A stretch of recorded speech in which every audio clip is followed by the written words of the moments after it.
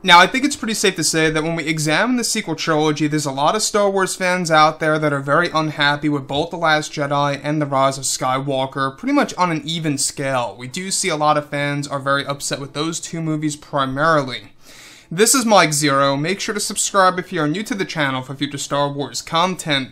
Now, that's not to say that there's a lot of fans out there as well that really enjoyed The Rise of Skywalker and perhaps even The Last Jedi. Now, I enjoyed parts of The Rise of Skywalker. I actually went over this in my review back in December of 2019, where I stated that there's a lot of scenes in this movie that I love and hate. It really was like an emotional roller coaster. I'm sure you guys remember when I talked about that. So, the one thing that is for certain is that Kathleen Kennedy really played a role as to why this movie felt very convoluted at times, very rushed at specific points in the first and third acts of the movie, and why it felt like a very choppy movie at many points in the actual story.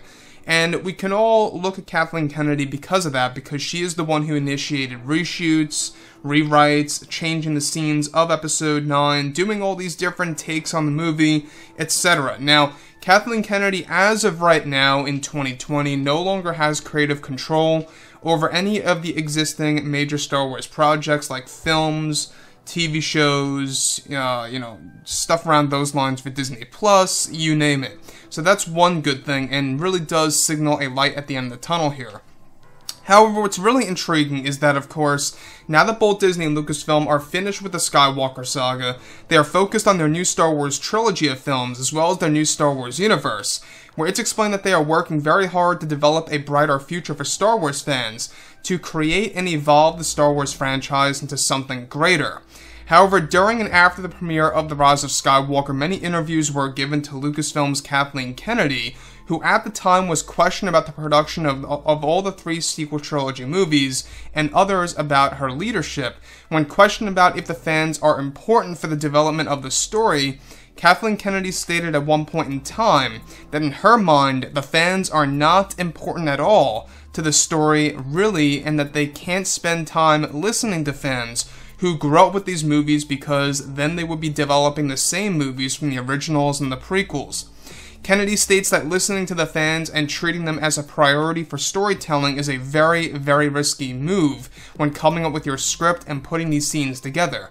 Kathleen Kennedy was also questioned about the changes made to The Rise of Skywalker, where she states that it was a very stressful production, probably the most stressful out of all three of the Star Wars movies, as they really felt like they were stuck in a position to treat this movie as the true culmination. Kennedy points out that she actually sees that most fans love The Rise of Skywalker, and that she is very proud of her work on the film with director J.J. Abrams and co-writer Chris Terrio, who helped out with the script to bring it all together.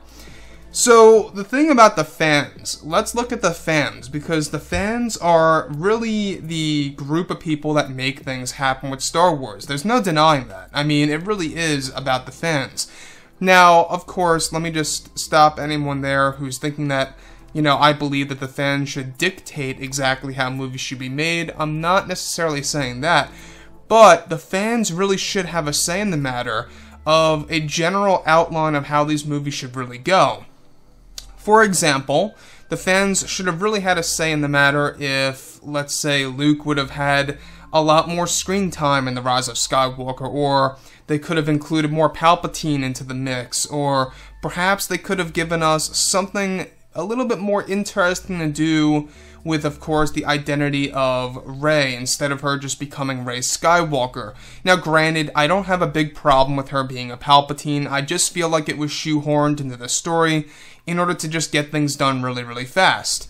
And when we look at everything by J.J. Abrams, we do know that he was really in a tough spot. So for Kathleen Kennedy to say that the fans are not important at all when it comes to storytelling, in my belief, and this is just me, some of you out there may very well disagree with me on this, but in my belief here, the fans are important to an extent, to a degree, maybe not to the point where they're dictating the story, maybe not to the point where they could say, oh, how this movie's going to end this way, or this movie's going to begin this way.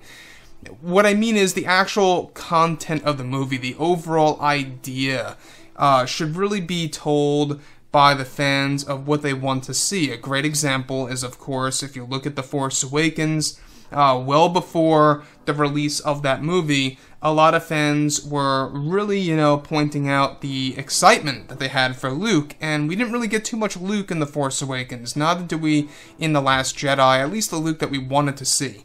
And I think that what they should have done, they should have listened more to the fans to respect Luke more so, to give us the Luke that we all know and love in Star Wars Legends. We're talking about the comics, the books, the video games, you name it, and kind of transfer that personality over into the movies, is what I'm saying. So, anyways, guys, drop a comment below. Let me know what you think about all of this in the comments. And if you guys did enjoy the content for today, do make sure to drop a thumbs up on this video to support the channel. I thank you all so very much for the kind support, and I'll catch you guys next time.